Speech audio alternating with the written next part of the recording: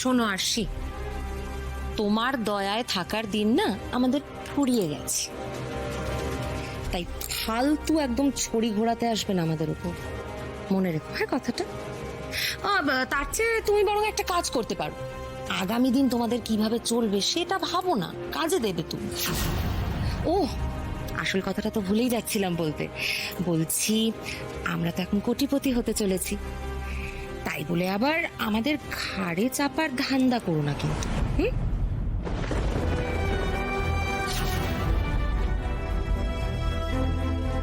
এভাবে বলো না প্লিজ মেজো কাকি, এতদিন তো আমি তোমাদের কোনো অভাবে রাখিনি। আমি তো দিয়েছি, তোমরা যা যা চেয়েছো আমি তো দিয়েছি, তোমরা পেয়েছো সেটা। সেই তো পেয়েছি তো, কিন্তু সবটাই তো দয়ার দান।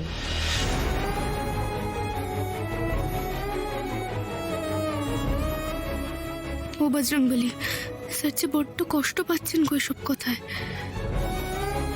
কিন্তু এই মুহূর্তে আমি বা কি করব, কি বলবো? তবু চুপ করে থাকলে স্যারের খারাপ লাগা বাড়বে বই কমবে না।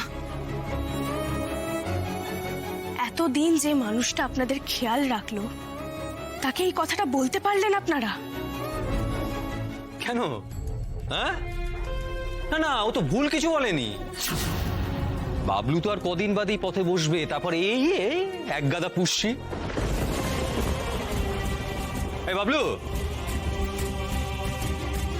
বাবলু তোকে একটা কথা বলি, ওই তোদের হাঁড়ি তোদের, আমাদের হাঁড়ি আমাদের।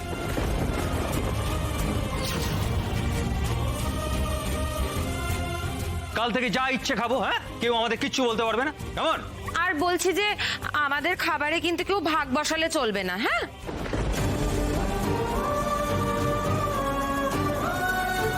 আজ আমার পড়তি অবস্থা বলে তোমরা আমাকে অপমান করতে ছাড়ছো না, তাই তো?